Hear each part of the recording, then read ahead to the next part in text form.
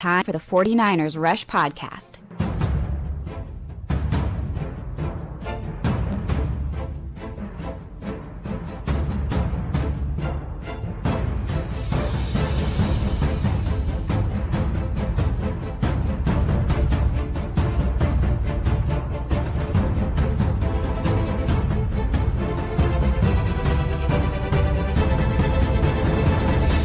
And here's your host, John Chapman. What is going on, faithful? It is absolutely incredible to be with you guys. It's been a minute. It has been a minute. And I hope that, just judging by the DMs and emails that I've received over the past couple of weeks, hopefully you guys have found a space to, go back through the season and, have some of the things that you enjoy. But yeah, it's bitter. It's rough. It's a tough pill to swallow, no doubt about it. But I'm glad to be back. Just got through with some family time. A lot of people reached out, worried about me and whatnot. Everything's been great. Just wanted to prioritize family. Had my niece flew out from Georgia. We went out skiing, had a really good time. But let's talk Niners. And we've got a lot of stuff. And I love everything that's coming through the chat. Appreciate you guys. This is awesome right here. So glad you're back. Appreciate you, bro. The draft, we're going to talk cap. We're going to talk restricted free agency. We're going to talk draft. We're going to talk a lot of things. And, I want to make sure that we give time for the comments. But, man, the draft season, and I got to be honest, the draft is my baby, right? Like, that's always been my go-to. And it's always hard because in the last few years, we haven't had any first-round picks. The whole Trey Lance thing and all that stuff. And man, that's weird. Seems like a distant reality talking about number 5. But now we got picks. Well, we got a lot of them. We got 11. And so, you got your first rounder, you got your second round, you got 2 third-round picks, which is huge. And so there's a lot of stuff to get back to, and I'm excited about that. Appreciate you, Phil, my man. He says, welcome back, John. Hope you had some good time with your family. I did. It was wonderful. So ready for this offseason. This is a great offseason. It really, really is. Because you're going into the offseason. Yeah, you didn't win it all, but you have the best team in football still. You came up short, came up one play short. I don't know another way to put it. One more play in the fourth quarter, you would have won. One more play in the overtime, you would have won it all.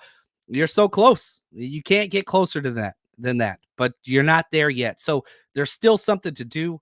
There's a lot about this offseason that's going to be fun. And yeah, Bobo right here. Appreciate you, brother. He says, always faithful, but I lost faith in Kyle Shanahan.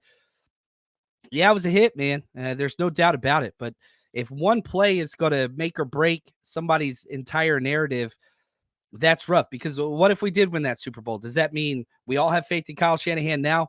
He's got to go win it. And, you look across the field of that Super Bowl, right? You have Kyle Shanahan on one side, Andy Reid on the other side. Talk about two people going down the exact same journey. Everybody talk about Andy Reid now as one of the greatest coaches in the history of the NFL. It took him 21 seasons to win a Super Bowl. He lost lots of Super Bowls. He lost lots of championship games. And it wasn't until he had the best quarterback in football till he won one. No, now he's won 3 out of the last 5.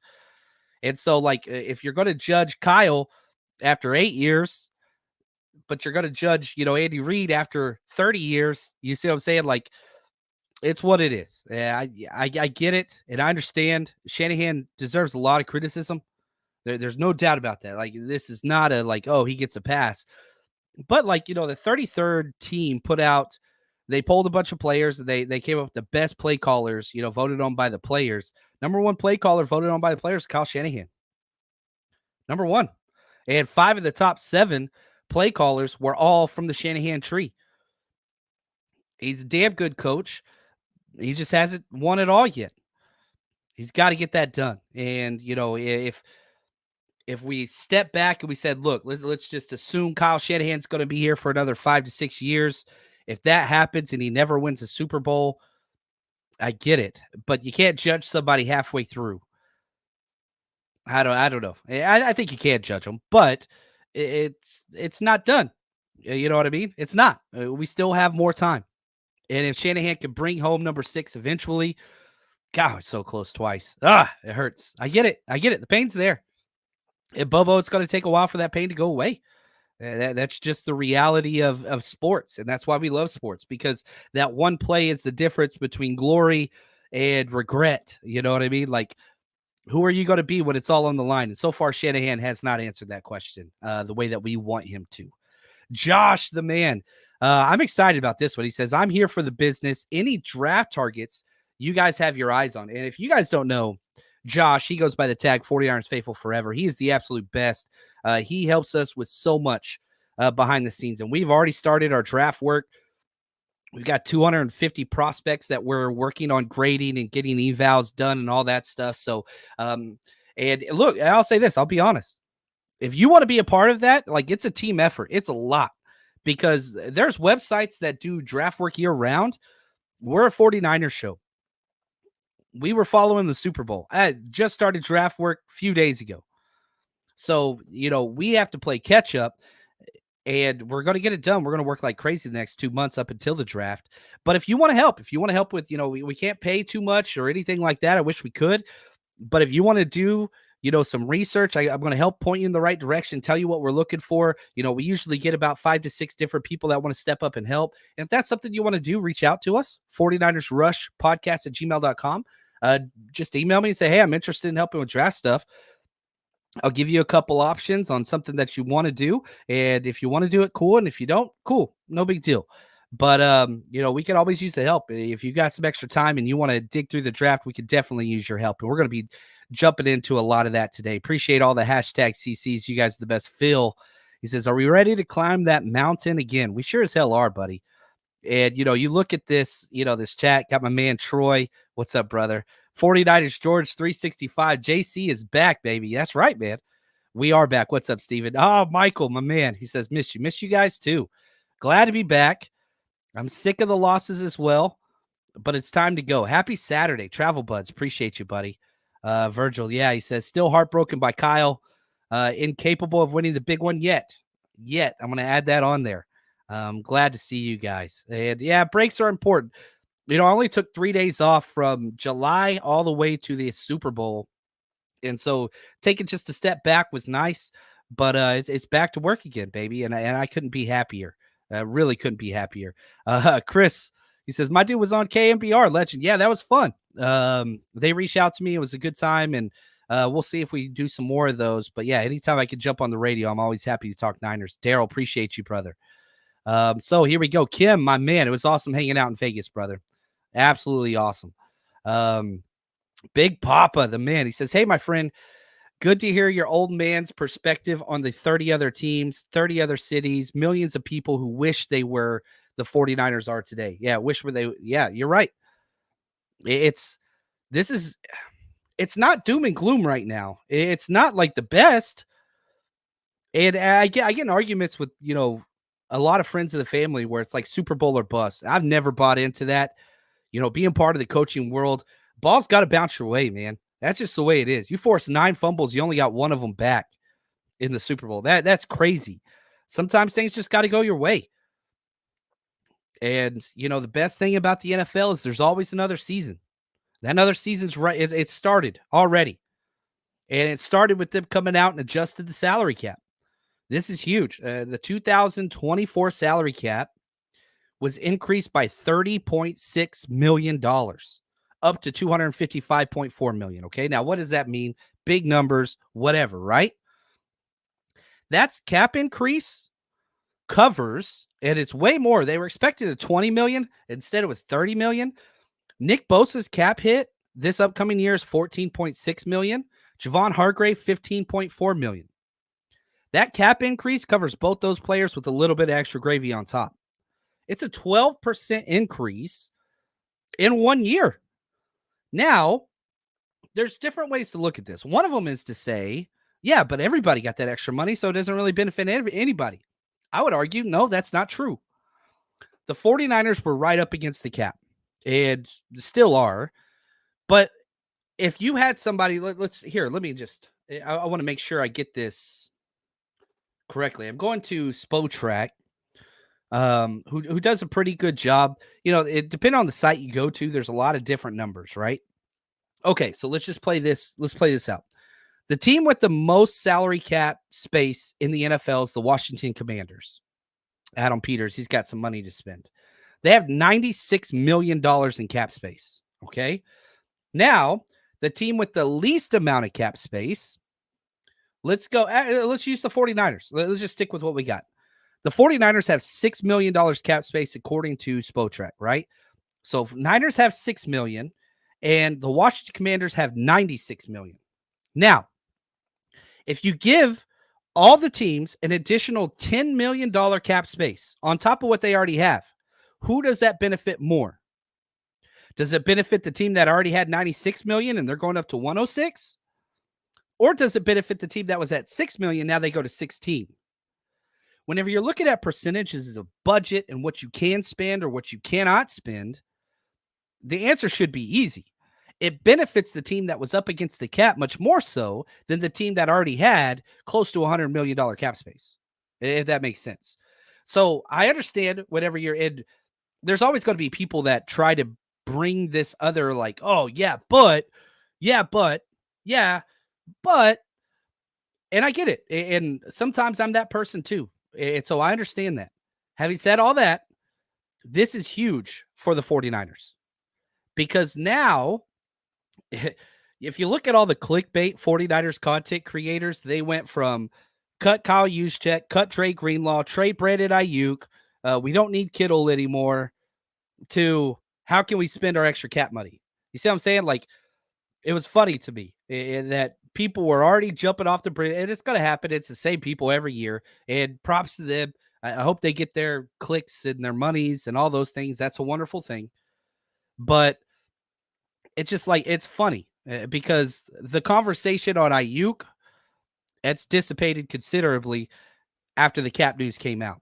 And I think that this tells a story. The 49ers have been very forward thinking with the way in which they view the cap.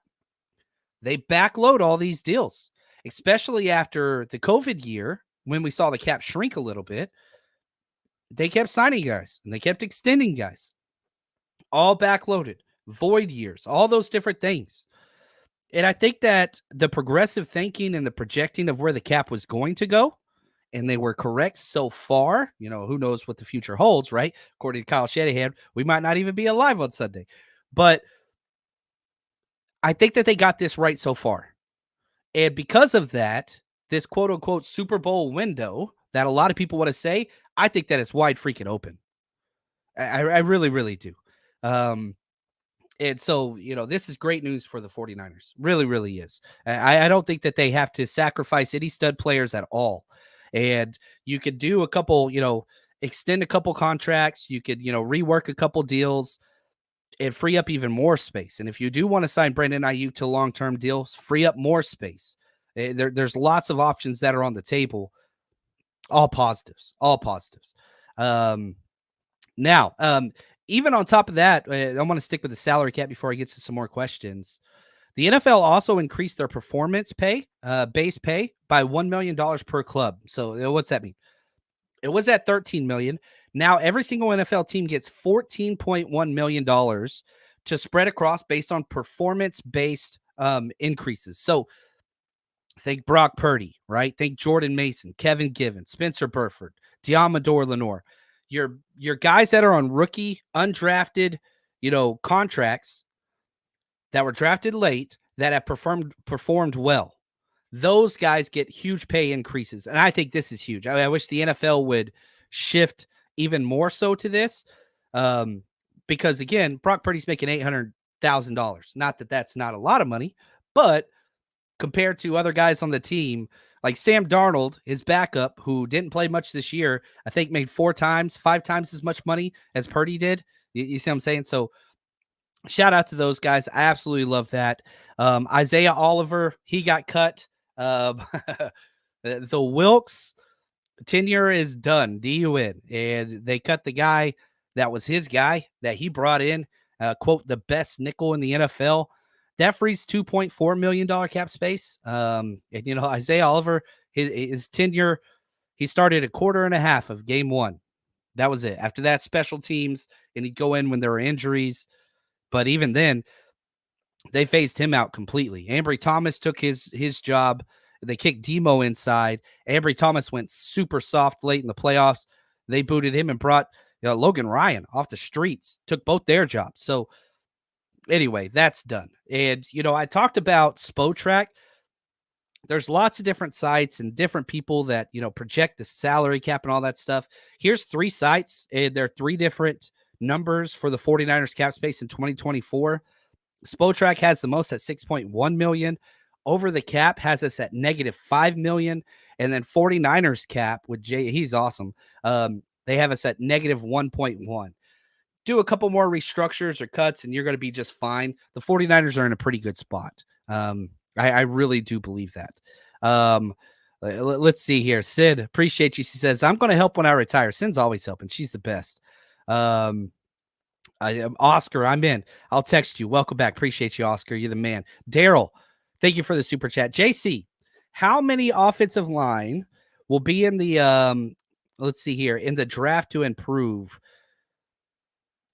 Yeah, I don't know. Last year was weird, right? Because the Niners didn't get any offensive linemen at all, and it was a huge need. Instead, we took a kicker. Instead, we took a bunch of tight ends. It was just weird. Like, I hated it. And so this year, you can't do that. You cannot. I think everybody saw, especially in the Super Bowl, Brock Purdy's running for his damn life out there. And I asked this question. I'll put this up on the poll on Twitter. Which position do you want the 49ers to draft in the first round? And this poll's still going on, but it had over 2,500 votes on Twitter. 88.8% said offensive line. 6% said corners. 3% said edge, and the rest were other. And the remainder, like, it's pretty obvious, at least to us, 49ers fans, what we need. Now, here's the reality. What's John Lynch and Kyle Shanahan got to do? Because that's the thing. And so, Daryl, how many offensive linemen are we going to pick? And undrafted. I want at least 3 or 4. You need a tackle, you need a center, you need a swing guy. And I would have no problem first, second round picks, both being offensive line. Get a tackle, get a center. I'd be totally cool with that. Right here, Bobo.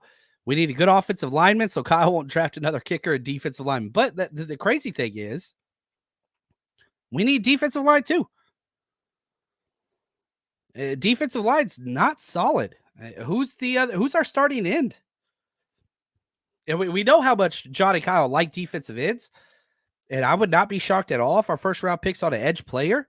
Not that I think it should be, but I wouldn't be shocked. I mean, that's what they do.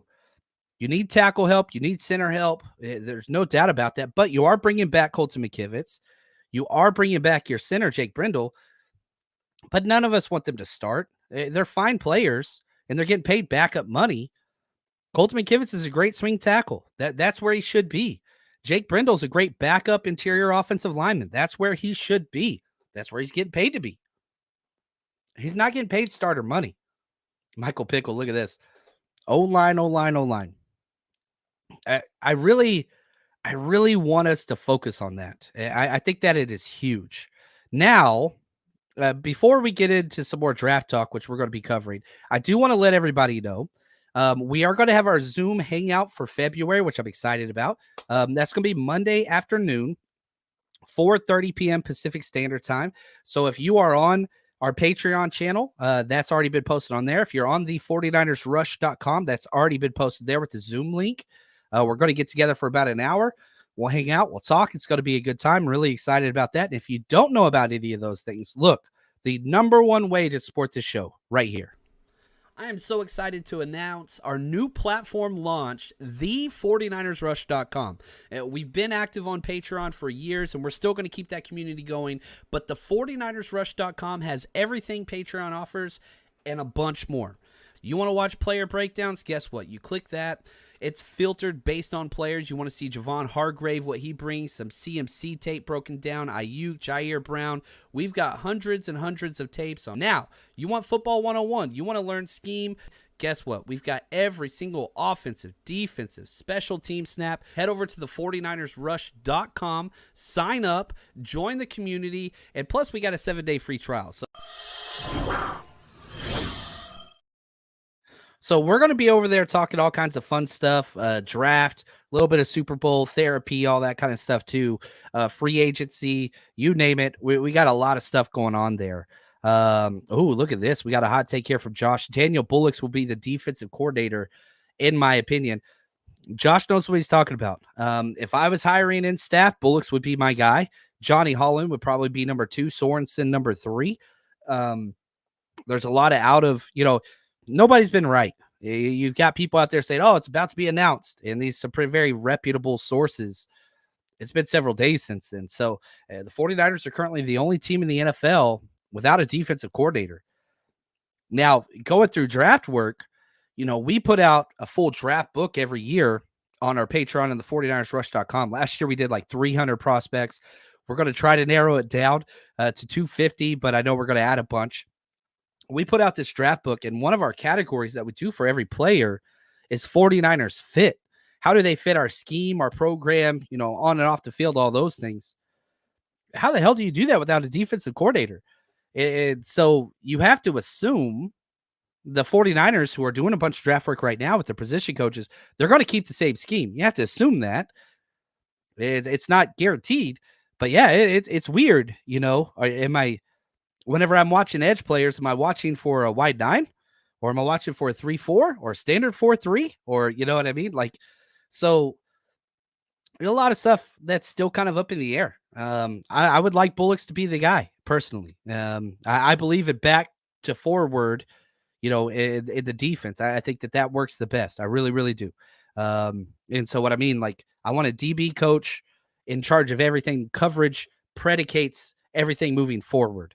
That's what I want. From a coaching standpoint, that's the best way I've ever had it. I was a D-line, then linebacker guy.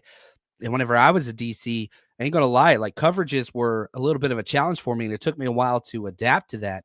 And that was a major weakness. So I don't know. That's my own, whatever. Oscar, he says, prioritize talent over need, especially if not there at 31. Now, this is an issue because when we look at the way in which the 49ers have drafted, this isn't my opinion. The 49ers do not draft best player available early. Don't do it. They don't do it in the first round. They don't do it in the second round. They haven't done it. We have 8 years. They never do best player available. Never. They only target premium positions where they have a need. Defensive end, defensive tackle, offensive tackle. That was a McGlinchey, number 9 overall pick. Quarterback, trade up for Trey Lance. Wide receivers. That's it. Debo, Ayuk, that's it. Trade up for Pettis. That's all they do. Now, they did trade up for Reuben Foster. That bit them in the butt. They stayed away from that. Completely went away from that whole type of player, injury, all that stuff, off-field stuff. They went away from that completely. They did draft Banks in the second round, but that's after they traded down. So, I mean, it's pretty damn hard to see corners a major issue for this team. I just don't know if Kyle Shanahan and John Lynch can sit down and say, yeah, we can draft a corner with our first overall pick. I don't think that this team believes in that. I mean, they haven't taken a corner. The highest corner they've ever taken was Akello Witherspoon in the 3rd. That's it. They also drafted Ambry Thomas in the 3rd comp pick. But another thing, the draft axioms, right? What are the things that this 49ers team believes? They believe comp picks belong to the next round. A 3rd round comp pick for the 49ers, Kyle Shanahan sees that as a 4th rounder. He's said it many times. A 4th round comp pick, he sees as a 5th rounder. Now, they do draft best player available later in the draft, but not early. Not early. They just never had. So if we look at what are the premium positions where they have a need? Quarterback, I think that's set. Thank God. If this offseason has anything going for it, it's that we have the quarterback question completely answered. Remember last year it was Brock Purdy, Sam Darnold, Trey Lance, all that different stuff. Like that's done. Rotating ones and all that's we're past that. We have graduated the quarterback drama. I'm sure some people are going to be, whatever, but quarterback's done. Okay. Wide receivers, they're solid for at least a year. Now we're going to do a lot of work on wide receivers. I think Ayuk is coming back. He's under contract for almost $15 million. I'm not worried about Ayuk this year. I'm not worried about Debo this year. And I'm not worried about Juwan Jennings this year. We'll talk about him in a minute. So I think wide receivers are pretty set. I do not see us trading those guys. And no, I don't believe in cutting Debo. Whoever says that's a moron. I don't know who said that. I'm not calling anybody out, but whatever. Don't cut Debo. That's ridiculous. Now, the other two spots, edge, major issue. If we stick with the roster we have now, Drake Jackson's starting for us. That dude put up 3 of the worst games of all time in the history of the NFL at edge position. I am not comfortable moving into this season with Drake Jackson or probably Robert Beal Jr. would start over him. He's better, way better. Like that's a problem. Feliciano's gone, Gregory's gone, Chase Young's gone. They're all leaving. Maybe you keep one of those guys, but the draft, that's where you got to address that. And I know I just showed you the picture. 88% of you want offensive line. John and Kyle, and they want defensive end. If a defensive end falls, I'm telling you right now, we've seen it time and time again. If they get the opportunity to draft an edge guy, they're going to draft an edge guy in the first round. I don't like it, but I'm not mad at it. I'm really not. Yeah, I would go O-line, but that's just what it is. Offensive tackle, huge need. Center, I personally, just with this draft and where it is, I would be very happy with the center in the first round. I value the center way more than most people. And watching the tape and seeing how many drives Jake Brendel ended by himself throughout this season, please. I like Jake Brendel a lot, but he has maximized his talent level, and there's no way that's improving at all. There's just no way. And so, right here, Josh says, you can snag a starting worthy offensive line in the second this year. That is correct. You can. And I think the 49ers will. Now, what's up, Hugo? Appreciate you, man. You're not late. Yeah, Michael says O-line is deep in this draft. I think the tackle class and the wide receiver class are the 2 deepest positions of this entire draft so far. Again, I went through the top 250 and just developed my list of players I want to target and research. And man, I should probably go through and count. I didn't do this yet, but yeah, man, I have got. Let's just see here. Offensive tackles. I'm going to scroll down. I'm just going to count out loud the guys that I'm trying to get to because I think it's important. Man, good Lord, I got a lot of guys here. I apologize. This list is long. We've already at 55 pages for draft. It's gonna triple that, I'm sure. Okay, here are my offensive tackles that I have in the top 250. 1, 2, 3, 4, 5, 6, 7, 8, 9, 10, 11, 12, 13, 14, 15, 16, 17, 18, 19, 20, 21, 22, 23, 24, 25, 26, 27, 28, 29, 30, 31, 32, 32. So over 10% of the top 250 is offensive tackles. Now, let's just be very honest, because guess what Kyle Shanahan does every single time? He's going to move offensive tackle to center. He's going to move offensive tackle to guard. That's just what he does. And so it's just under 13%. I just did the math on the calculator. 12.8% of the top 250 are offensive tackles. It is deep.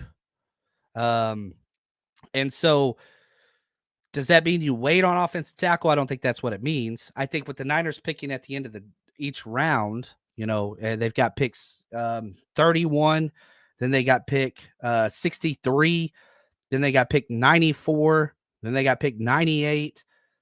So picking at the back of the round, you're still going to get some guys to fall to you there.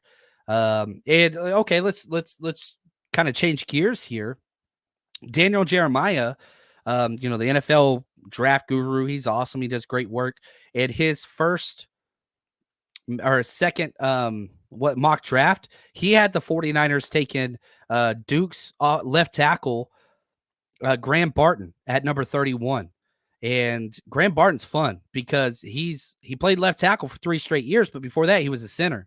So he started center, he started left guard. He's he's got him number 33 on his big board. And again, once you get into that range, you start to look. If you're getting a tackle that late, usually they're shorter arms. The long-armed freak, prototypical left tackles, they go early. Shanahan doesn't buy into those. Look across the entire 49ers offensive line. He doesn't have the prototypical 36-inch arm span. He doesn't mind going lighter. All these different, that's just who Shanahan is. Graham Barton fits that to a T. He's the best run blocker of all the interior guys because Daniel Jeremiah, I agree with him, said there's 3 interior guys, prospects, that the Niners could go with in the first round. Oregon center, my favorite personally, Jackson Powers Johnson, West Virginia center, Zach Frazier, and Graham Barton out of Duke. And they're all close to each other. He's got Graham Barton 33 on his big board. He's got Jackson Powers Johnson 35, and he's got Zach Frazier 37. So you've got these 3 targets, if you do want to upgrade center, where it matches where the 49ers are drafting. Does that mean they'll do that? I'm not sure Kyle Shanahan values the center position. Whenever he had Alex Mack, he brought him everywhere he went and paid him top-tier money. Shanahan doesn't like trusting rookies too much, so I'm not quite sure how that overlaps. And right here, man, appreciate you, Gold-Blooded. Draft O-line. They will be plug-and-play day one. And these are the only 3 guys that Daniel Jeremiah tagged as plug-and-play interior offensive linemen. These 3, all 3 options. And so, let's finish off our Graham Barton kind of eval. He's the closest fit to a Shanahan offensive lineman, somebody that's played extensively at left tackle, went to Duke. He's a smart kid, has some experience at center. I think that's his eventual position, but he can play center, guard, left tackle, right tackle. He can play them all. He fits it. I think he's the best run blocker of the 3 and has the most position versatility. Now, West Virginia center, Zach Frazier, he's the most physical. He's mean. He's tough. He gets pancakes. He fights. All those things. 4-time state wrestling champion. And if you know anything about offensive line play, wrestling paramount. Leverage, body control, balance. He's awesome. Then you got Oregon, Jackson Powers Johnson. I think he has the highest ceiling of everybody. He's played all 3 interior spots at Oregon, guard and center. He's the cleanest interior prospect. Doesn't miss a pass pro. He is the best pass blocker out there. But if you want physicality, you're going Zach Frazier.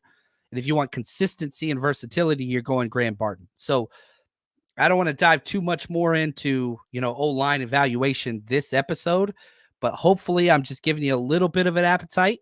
And if you want more, that's where we're going to be active over on our Patreon in the 49ersrush.com. Now, I do have to admit, I have not gone through the Super Bowl footage yet, but I am going to start that. And again, if you don't want to watch it, I don't blame you at all. But I am going to be loading those over on both of our sites if you want to go through those. But if you don't, that's okay. I totally understand. Mike says, good free agent offensive line will cost way too much. And to be honest with you, they don't usually hit all offensive line, don't hit free agency. And when they do, they get overpaid. Look at Mike McGlinchey. Dude got paid out the wazoo, which I'm happy for him. But, ew, he was terrible. He was terrible. Tommy, appreciate you, buddy. He says, we missed you. You dog trash. Let's win the Super Bowl. Appreciate you, Tommy. You're the best, man. Real quick. Now, if you guys have not done this yet, I need you to do this for me right now. If you haven't already, go ahead and click that subscribe button. And right next to that subscribe button is the bell. Once you click on that, click all. That way, anytime we go live, you will get notified and you will be able to enter into all of the giveaways that we do for Countdown Crew. And to be honest with you, it is by far the best way to support our channel. Thank you. Hit that subscribe button, turn on all notifications. That's a huge help if you're watching on YouTube. And if you're not, you download the audio. Just keep doing what you're doing. Really do appreciate you guys. We're going to be here year round. I am having a hard time getting my voice back up, though. Like, I haven't had a voice since the Super Bowl. And a big reason why I haven't recorded much is I can't last too long without coughing. It's just a mess. I'm not sick. It's just I messed up my voice the Super Bowl weekend. It's what happens. I had no regrets, not even a letter. Vince, he says, if Verse or Latu is there at 31, I would love that. You know, one of my favorite things to do every year is to identify potential trade-up candidates. Now, the 49ers haven't traded much. Yeah, when John Lynch came in, he tied the record for most trades ever in a draft by a single team his first year, his rookie GM year. Last 2 years, we've traded up one time. That was it. Haven't traded back at all. Excuse me. And that was for Tig, Jair Brown. This year's different because we have so many damn draft picks, 11. I would not be shocked at all if somebody like Latu or Verse, some of those top tier players at tackle or edge are there to jump up and go get them. Wouldn't be mad at all. Now, another thing that I want to get to before I jump out of here, probably not going to be a full episode. My voice is already like, check it out. I can feel it. The NFL released their restricted free agent tenders, which is huge because this is Juwan Jennings. Excuse me. So there's lots of options there. One of the most common things, and I think we're finally past this, is everybody's like, well, Juwan Jennings is a free agent. Yes and no. His first year, it told his contract because he never played. So he's already had 4 years in the NFL, but it's almost as if he's only had 3. So his right of first refusal, like the 49ers can tag him at different spots. I think he's going to get a second round tender, which would be $4.89 million against the cap. It's a very healthy, number. Now another team could say, you know what? We would like to do that. We want Juwan Jennings on our team. So they could negotiate a deal and say, look, we're going to give him the $4.89 million, but then they'd have to give us a second round pick. I just don't see that happening. Now, your other option is to sorry, guys, this is a mess. The other option is to do the original round tender, which is a 7th round tender, and that would be $3.1 million. Now, a team more than likely would do that. So that's why I don't think the 49ers would use that tag, because then they would just have to give a 7th round pick and pay him $3.1 million. And you're talking about a team like the Commanders who are trying to implement a similar system and all those things. That makes sense. So I think he's going to get a second round tender, 4.89. I do not believe that a team would trade a second round pick for Juwan Jennings in the last year of his deal. I just don't see that taking place. So I'm happy for him because it's more money than he would have got on his rookie deal. It's not as much as if he hits the free agent market next year. And I even saw some people that are like, look, you could just do a right of first refusal at $2.9 million, which is an option. And that means if another team, they can negotiate with him however they want. Let's say a team comes out and says, look, we're going to give you 3 years, $18 million. And the Niners say, no, we can't match that. You lose Jennings, and it doesn't go into the comp pick formula. So that's why most teams, they don't even touch that right of first refusal, just straight up contract. Instead, they use the round tender so that if a team does try to take him away, you get that second round pick. I just don't see that taking place. And I freaking love Juwan Jennings. It's funny because I had a lot of people talk about, oh, what about Kendrick Bourne, right? Kendrick Bourne was Juwan Jennings before Juwan Jennings. He's a free agent now. Let's go get him. And I love Kendrick Bourne.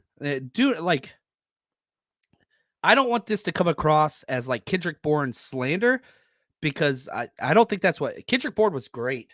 I mean, he brought energy. He was fun as hell, personality off the charts, first downs, touchdowns. That's all he did. But just because him and Jennings look alike and played the same position, they are night and day different. Kendrick Bourne was the worst blocking wide receiver we had on our team 3 consecutive years in a row. Juwan Jennings is the best run blocking wide receiver in the NFL. Like, he's number one. So I think that's huge. Their body types are completely different. I went through a whole bunch of stats, but I don't want to overload that. They're just different. And so having said that, it's not like I don't want Kendrick Bourne, but you have to pay way more than what you. So, like, if you wanted to get Kendrick Bourne, you're not getting him for $4.8 million. Kendrick Bourne's going to get $7 to $8 million a year. That's what he was getting in New England.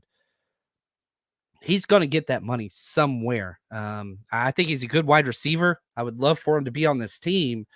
But if you're asking me, Kendrick Bourne or Juwan Jennings, holy cow. That's not even like, they're not even in the same ballpark, in my opinion, for our system. If you prioritize run blocking at all, yeah, and dancing right here.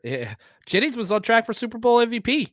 You're not wrong. And so, like, that's, you have Jennings one more year, then he gets paid somewhere to get a comp pick. That's what's going to happen. Not that that's what I want to happen, but I'm just telling you that's what it is. You're not going to extend 3 wide receivers. That you can't do that. You can, even though I want to. I would love these 3 to be the guys forever, but probably not going to happen. And I think he's kind of playing himself out of a contract with the 49ers, which is good for him. I want him to get paid. Always want him to get paid. So, I'm always pulling for these guys. They're the best, absolute best. So that's going to do it for us. Just real quick reminder again, we've got our Zoom hangout session. That's going to be Monday. Hopefully you guys come hang out with us there.